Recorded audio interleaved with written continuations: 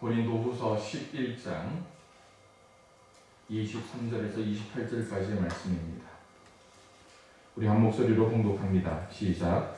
그들이 그리스도의 일꾼이냐 정신 없는 말을 하거니와 나는 더욱 그러하도다. 내가 수고를 넘치도록 하고 옥에 갇히기도 더 많이 하고 매도 수없이 맞고 여러 번 죽을 뻔하였으니 유대인들에게 40에 하나 감한 매를 5번 맞았으며 3번 태장으로 맞고 1번 돌로 맞고 3번 파선하고 1주야를 깊은 바다에서 지냈으며 여러 번 여행하면서 강의 위험과 강도의 위험과 동족의 위험과 이방인의 위험과 시내의 위험과 광야의 위험과 바다의 위험과 거짓 형제 중에 위험을 당하고 또 수고하며 애쓰고 여러 번 자지 못하고 줄이며 목마르고 여러 번 굶고 춥고 헐벗어지더라. 이 외의 일은 도사하고 아직도 날마다 내 속에 눌리는 일이 있으니 곧 모든 교회를 위하여 영위하는 것이라. 아멘. 아마 그 어느 해보다 좀 마음이 적적한 설날이 아니었나 하는 생각을 합니다. 그러나 가족들이 한자리에 모일 수 없기에 전화로라도 서로 안부를 전하고 인사를 나눌 수 있는 그런 시간이 되었으면 좋겠습니다. 그런 이야기가 있잖아요. 이 또한 지나가리라. 여러분, 이 어려운 때 금방 지나갈 겁니다. 아마 우리 아버지 어머니 세대들은 다 아실 거예요. 지금보다 더 치열하고 더 어렵게 살아왔던 과거의 시간들이었습니다. 그 땀과 피의 결실로 지금 이 정도의 여유를 누릴 수 있는 시간들이라면 여러분, 이 코로나19 중 시간이 좀 더디게 진행될 뿐입니다. 여러분 다 이겨내고 이 또한 지나가리라 하는 마음으로 시간들을 보낼 수 있었으면 좋겠습니다. 이러한 코로나19로 인해서 아마 어르신들 중에 자녀들 못 뵈니까 조금 의기소침해지신 분들도 아마 계시리라 생각됩니다. 이번에 큰아들도 만나고 작은 아들도 만나고 딸도 만나고 또 어디 가서 친정에도 가고 또 친척들을 또 만나야 되는데 그러지 못해서 아마 마음속에 여러 가지 어려움도 있으신 분들이 있을 겁니다. 지난주에 말씀드렸던 것 같이 이런 의기소침 그리고 외로움과 또 우울감이 있을 때 그것 자체가 영적인 침체를 가지고 오지는 않지만 결국 이러한 여러 가지 요소들로 인해 우리는 영적 침체를 경험하게 된다고 말씀을 드렸습니다. 지난주의 말씀처럼 영적 침체의 터널을 벗어나기 위해서 우리에게 필요한 것이 뭐라고요? 하나님 되심을 우리가 인정하는 삶과 신앙이 필요하다라고 말씀을 드렸습니다. 그리고 그 영적 침체의 원인을 찾자면 결국 우리가 하나님을 신뢰하지 못하고 온전히 하나님 앞에 나아가지 못하는 그것이 원인이 되어서 나의 영적인 침체를 경험하게 된다라고 말씀을 드렸습니다. 그런데 여러분, 교회 공동체 안에 어떠한 원인이 되어 영적인 침체가 생겨난 성도가 있다고 생각해 보십시다. 내 마음속에 작은 원인이 내 삶, 내 마음 전체에 영적인 침체를 가지고 올 수 있듯이요. 교회 공동체 안에서도 하나의 요소로 인해 생겨난 이 침체의 원인이 공동체 전체로 전이될 때 공동체가 영적인 침체를 경험하게 되는 경우도 있다라는 것이죠. 제가 태어나고 자라난 작은 시골 동네에 제 신앙의 모교회가 있습니다. 이 교회는 이제 내년이면 100년이 되는 교회입니다. 이 100년의 역사를 되돌아보면 늘 좋은 일만 있었던 것은 아닙니다. 이 100년의 시간을 이끌어왔던 제 모교회의 역사를 보면 성장을 방해하는 두 가지 커다란 요인이 있었습니다. 첫 번째 요인이 무엇인가 하면 20대 후반의 젊은 전도사님들이 와서 2년만 목회하고 자리를 떠납니다.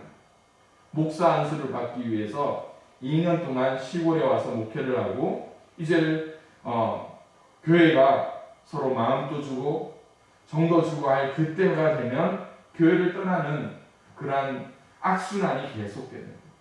그러다 보니까 교회가 성장할 수 있는 어떠한 계기가 사라지게 되는 것입니다.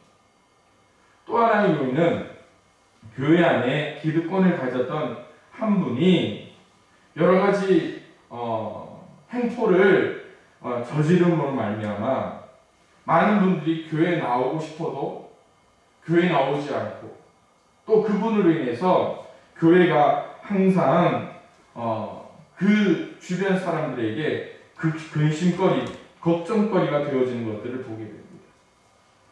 그러다 보니까 교회 전체가 항상 밝고 또 좋은 일들로 가득해야 되는데 교회는 점점 어두워지기 시작합니다. 그러던 때였습니다. 교회에 진짜 큰일이 났습니다. 무슨 큰일이냐면 교회에 여러 가지 허드렛 일을 하고 또 공사를 하는 가운데 교회가 완전히 불에 타버리는 일들이 일어나게 되었습니다. 100년의 역사 속에 여러 번 건축을 했지만 한 20년 넘게 된 목조 건물 그리고 블럭으로 쌓은 그 건물이 한순간에 불에 타버리고 잿더미가 되어져 버리는 그런 사고가 일어났던 것입니다. 저는 그때 인간적인 마음에 그런 생각을 하게 돼요. 짧은 제 이야기를 듣고서도 여러분들 아마 그 생각했을 거예요. 다 끝났다라는 생각을 하게 됩니다. 교회는 혼란스럽고 예배당은 불에 탔으니 누군가 책임을 져야 한다면 그 책임 가운데 어떤 일이 일어난다고요? 다 끝났다라는 생각이에요. 여러분, 무엇 때문에 우리는 영적 침체를 경험하고 공동체가 이러한 슬럼프를 겪게 될까요? 오늘 우리가 읽었던 본문은 사도 바울이 사도로 사역을 하고 복음을 증거하는 가운데 경험했던 고난들에 대한 말씀이 기록되어져 있습니다. 고린도 교회에 보낸 사도 바울의 편지를 보자면 고린도 교회는 성도들의 자기 자랑으로 어려움을 겪고 있는 공동체였습니다. 자신들이 경험했던 영적인 일들, 자신들의 공로, 자신들의 이야기로 인하여 복음을 증거해야 할 교회 공동체 안에 어려움이 생겨났다라는 것은요. 어쩌면 그 영적인 은혜와 하나님의 축복이 소위 없는 것만도 못한 그러한 상황이 되었습니다. 그뿐만이 아닙니다.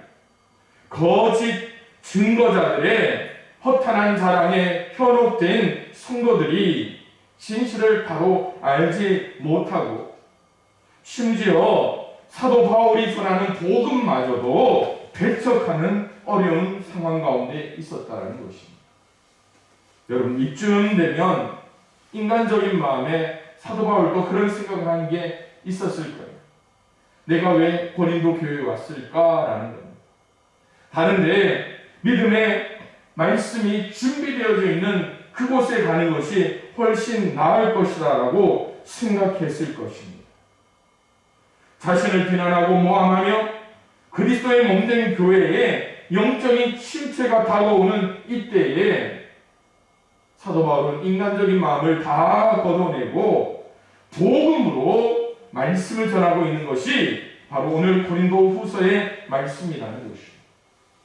다시 말씀드리자면 이러한 고린도 교회의 자기 자랑, 자기의 이야기로 충만하져 있는 그 공동체에 다른 어떤 메시지보다 복음으로 인한 고난의 메시지, 이 영적 침체 가운데 하나님의 방법은 바로 십자가라는 그러한 믿음의 처방을 가져오게 되었다는 것입니다. 그러기에 오늘 사도 바울은 어쩌면 그가 경험할 다른 사람들이 알지 못하는 수많은 위험한 요소들을 말씀하고 있는데 26절을 한번 보십시오. 26절을 보면 위험이라는 단어가 8번 사용되어져 있습니다.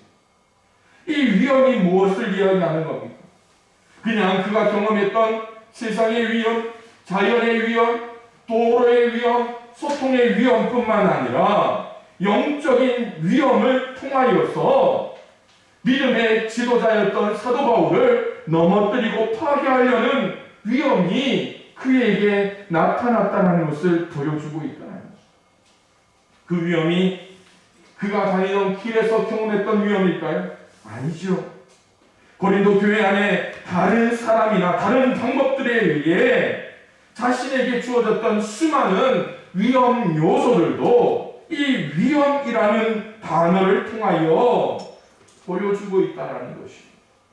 이러할 때 사랑하는 성도 여러분, 우리는 어떻게 이 영적인 침체를 이겨내고 공동체 가운데 주어졌던 그 고난과 위험을 이겨낼 수 있을까를 한번 생각해 봐야 되지 않을까요?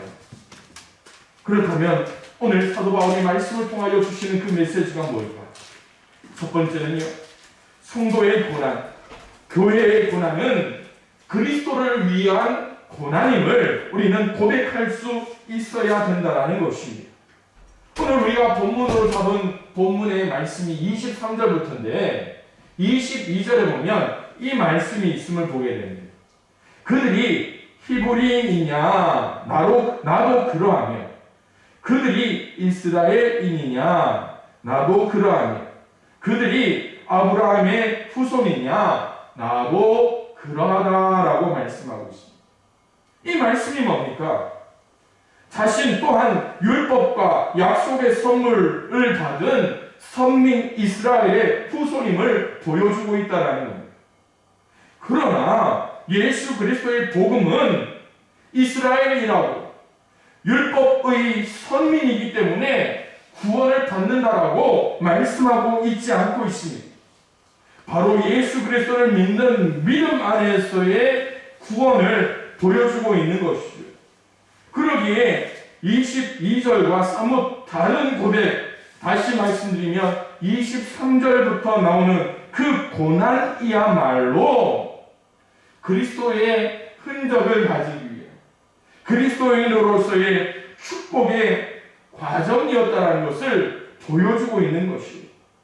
사랑하는 성도 여러분, 여러분도 알고 있다시피 사도 바울이 육신적으로 가지고 있는 자랑이 얼마나 많았겠습니까? 그는 태어나면서부터 로마 시민권자였다는 것을 여러분들은 알고 있을 겁니다. 당대의 최고의 학자였던 가말리엘의 그 밑에서 공부했던 사람입니다. 그뿐만 아닙니다. 사도 바울은 복음을 증거하면서 수많은 능력과 표적들을 행하며 나아갔기에 자랑할 것들이 얼마나 많았고 그가 이야기할 업적이 얼마나 많았습니까? 그러나 그는 그것을 자랑하는 것이 아니에요.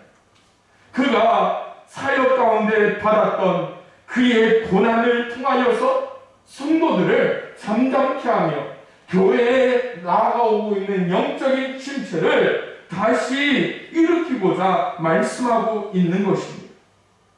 지난주 말씀을 한번 생각해 보십시오. 욥의 고난을 여러분들은 말씀을 통하여서 들었죠.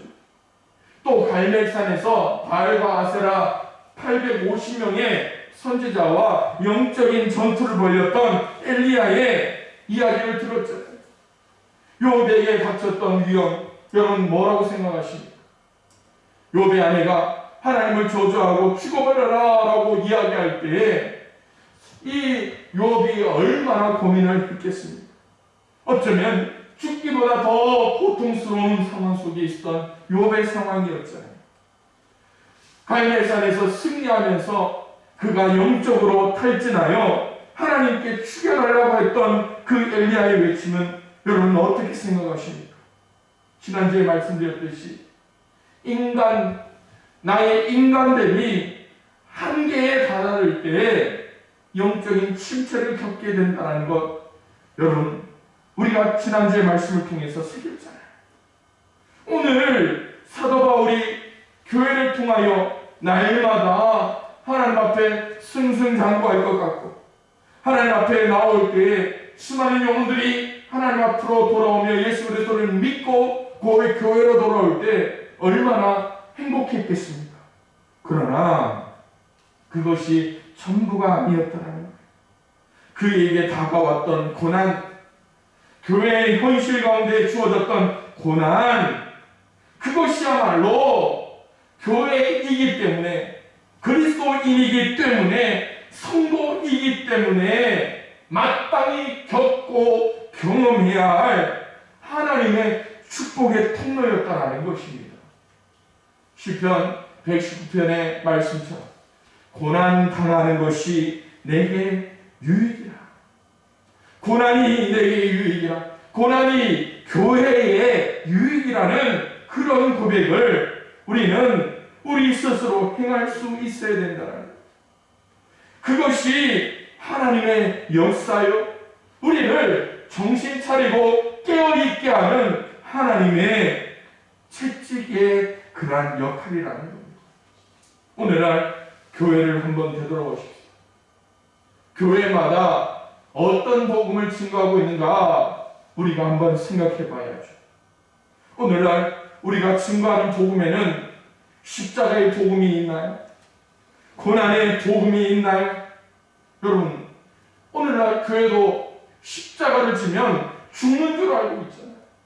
성도들도 마찬가지입니다. 우리 함께 십자가를 집시다. 어떻습니까? 목사가 죽으라고 하는 줄 알고 손사래를 치며 뒤로 물러나고 있습니다. 사랑하는 성도 여러분, 고난 받는다고 죽는 것 아닙니다. 교회는, 성도는 고난받고 십자가를 질 때에 부활하신 예수님과 함께 승리할 수 있습니다. 고난의 십자가, 그것을 통하여 우리에게 부활의 능력을 더하여 주시는 것 아닙니다. 언제부턴가 교회에 나오면 잘 된다는 그 메시지만 어쩌면 우리 속에 주어져 있습니다. 그래서 교회 나오면서 고난을 받고 어려운 일을 당하면 사람들은 어떻게 될까요? 신앙을 포기하는 사람들이 많아지는 거예요. 영혼이 잘된 같이 범사가 잘되고 강건한 것, 그러니까 육신의 질병이 낫고 건강해지며 출세하고 물질적인 풍족을 받을 때에 우리는 은혜 받았다라고 합니다. 하지만 우리는 고난과 고통 속에서 하나님을 바라보는 그러한 영적인 영안이 열려져야 된다는 것이, 우리 모두가 그러기에 고난을 두려워하지 않는 교회가 되어야 됩니다.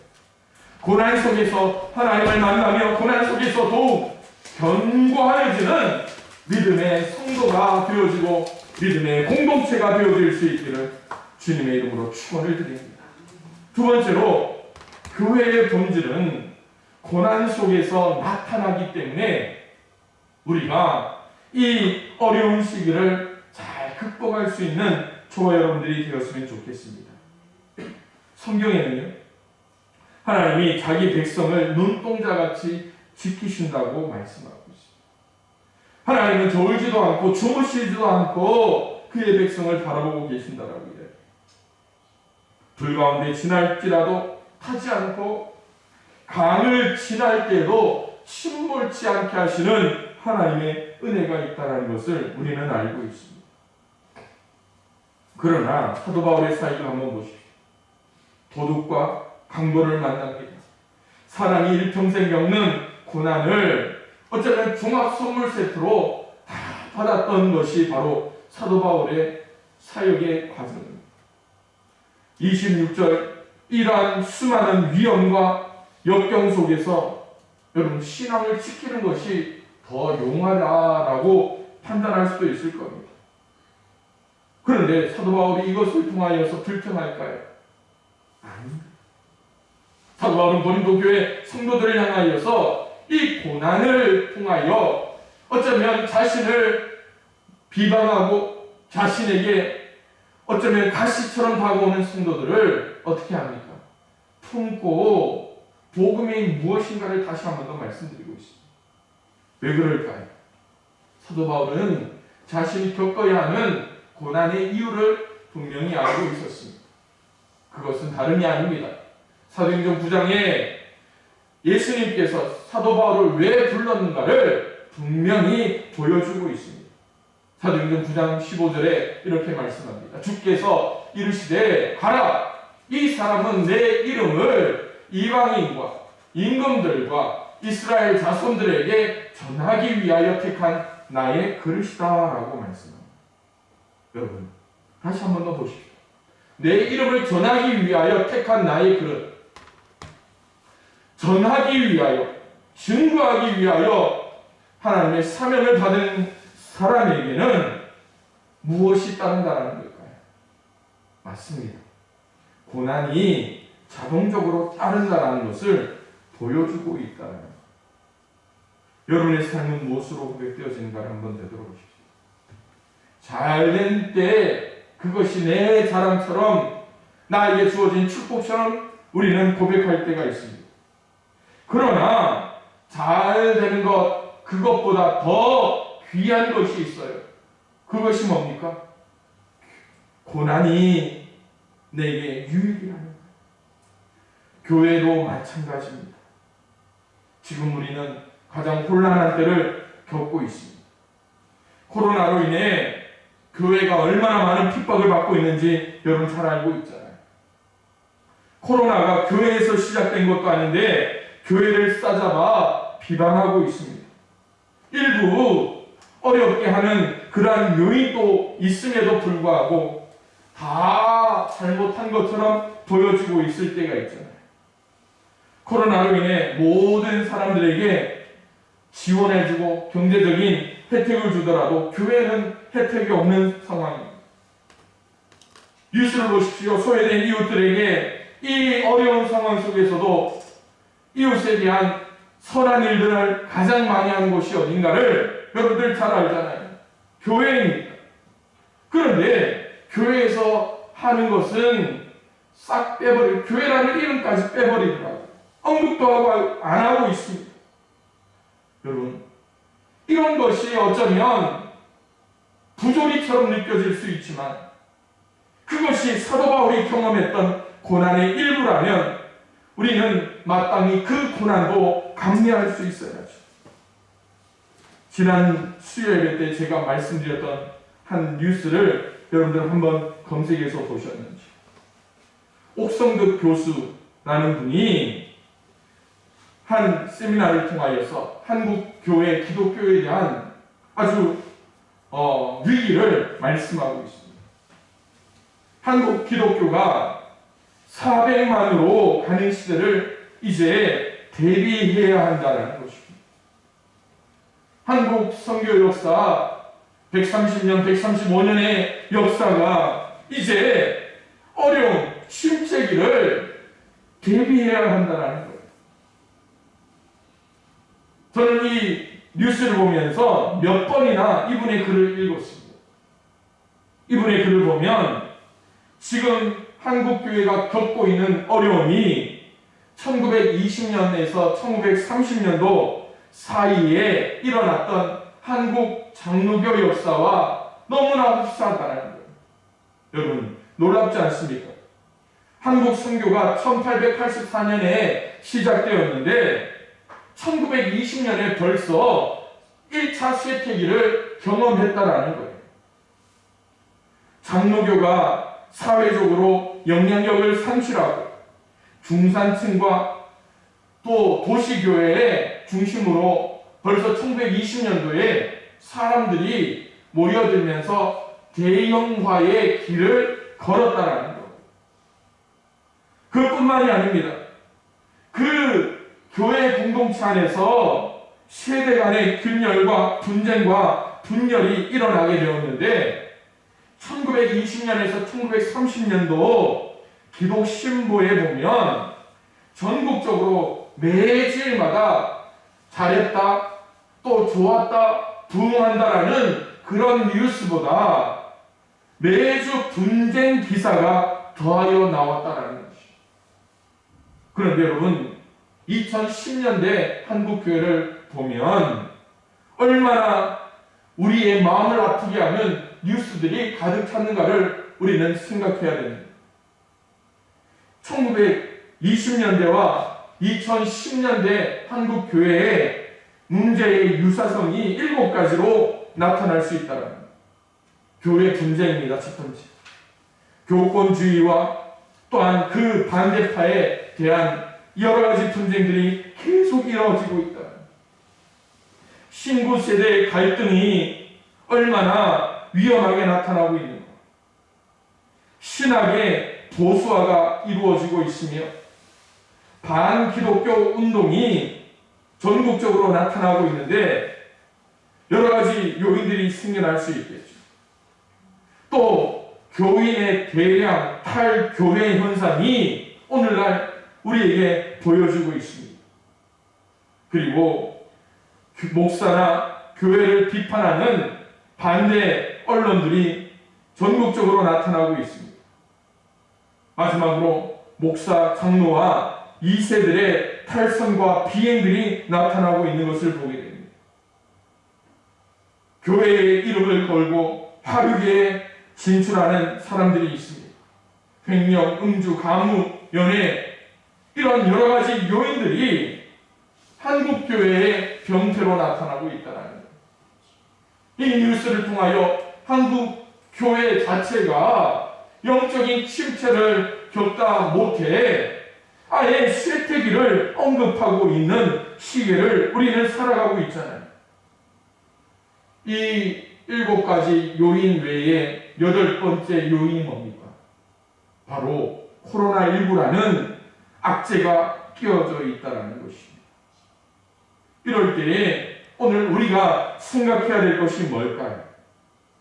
2025년도 이 25년을 기점으로 사회학자들이 개신교인을 600만으로 추정할 것이라고 이야기하고 있습니다.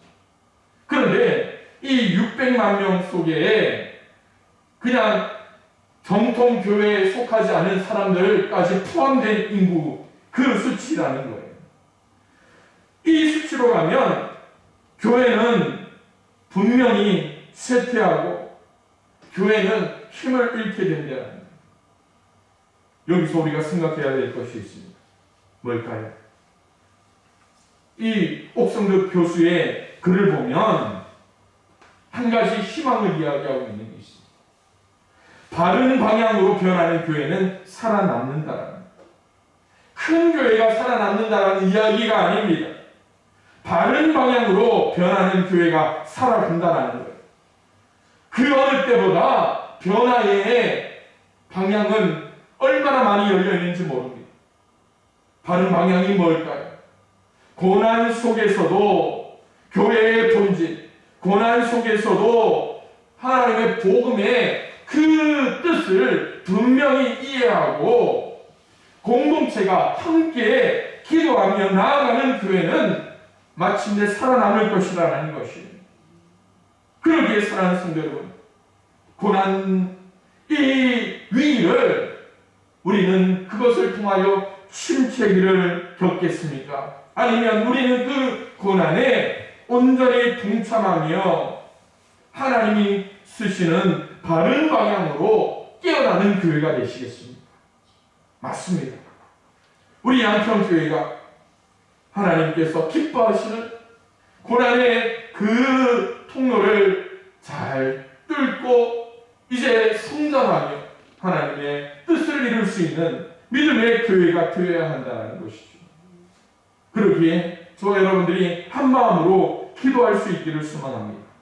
그럴 때에 우리에게 주어지는 축복이 뭘까요? 바로 교회의 성장을 하나님께서는 주시며 복음의 가치를 회복할 수 있게 해 주신다는 것입니다. 사랑하는 성도 여러분, 어떤 교회가 자신들의 욕심과 허영심을 채우기 위해 어떠한 일들을 무리하게 진행하고 대출을 받고 일을 진행하다가 그 일이 잘못되어서 차압을 당하는 경우를 뉴스를 통해 보신 분들이 있을 겁니다. 그러다가 때로 소송과 압류를 당하다가 그때 사람들이 하는 말이 있죠. 무조건 국가가 교회를 핍박한다라고 몰아세우는 경우도 있습니다. 여러분, 이것이 핍박일까요? 그들의 실수일까요? 여러분, 분별력이 있어야 됩니다. 때로 불신 집안에 결혼을 해서 어쩌면 잘 그렇게 집안을 일으키고 또 가족을 구원하기 위해서 열심히 신앙생활과 또 여러 가지 가정생활을 잘 해야 되겠다라고 작정하신 분들이 많이 있습니다. 그런데 때로 그러면서 어떻게 합니까?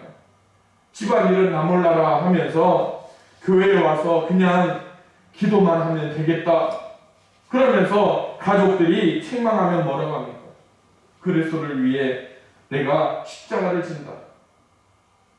여러분, 어떤 책에서는 의인 행세한다라는 표현도 쓰고 있다.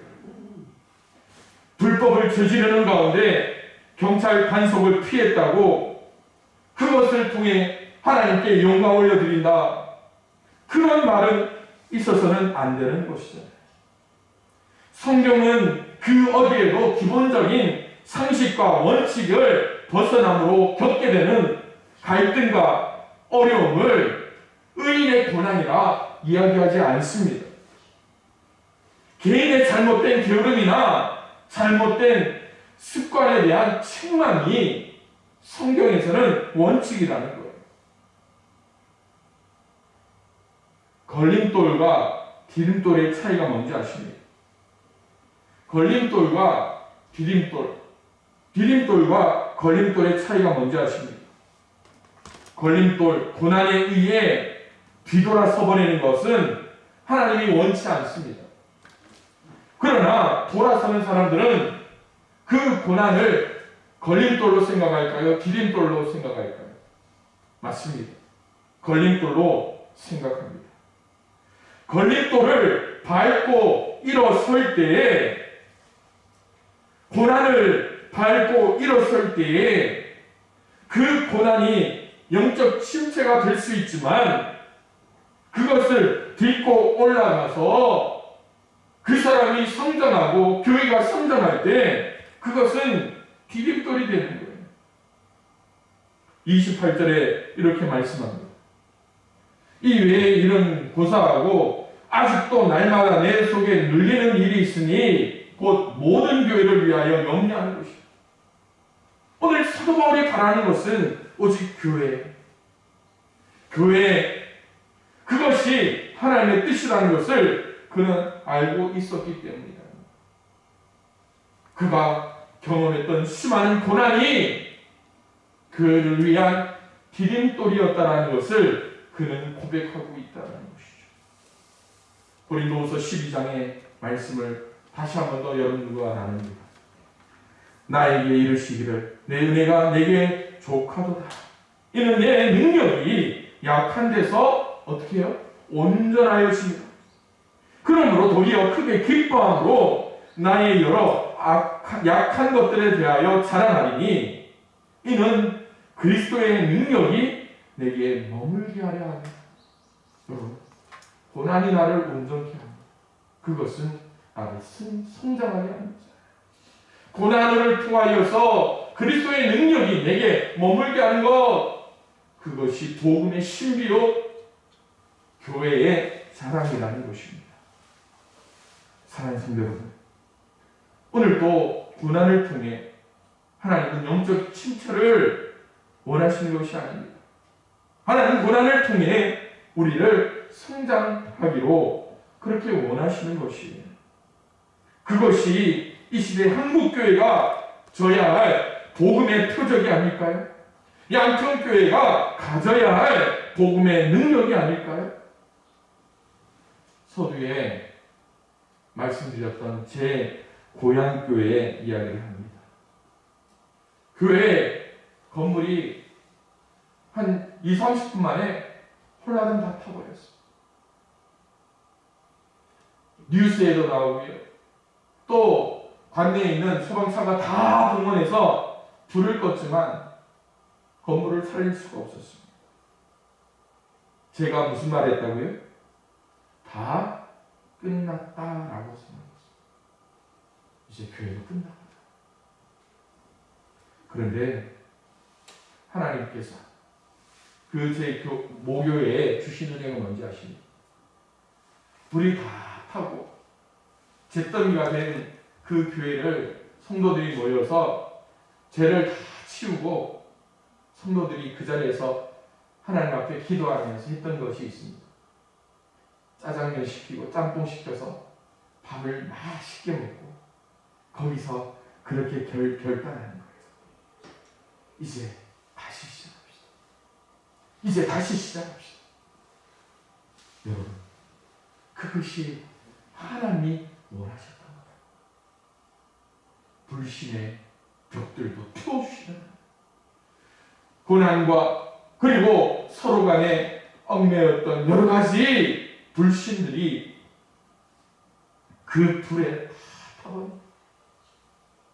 그러면서 하나님은 제 모교회를 계속 유지케 하셨고 하나님이 그 교회를 통하여서 역사하셨다는 것입니다. 고난 가운데 있습니까? 다 끝났다고 생각하십니까? 아닙니다. 우리의 끝은 하나님의 시작이에요. 우리가 끝났다라고 좌절할 때 하나님은 다시 우리를 일으켜 세우시는 것입니다. 그러기에 오늘 말씀을 통하여서 우리 모든 성도들이 고난을 기쁨으로 여기며 고난을 교회의 본질로 삼고 복음의 중심 가운데서 흔들리지 않으며 이전보다 더욱더 교회를 사랑할 수 있는 저와 여러분들이 될 수 있기를 주님의 이름으로 축원을 드립니다.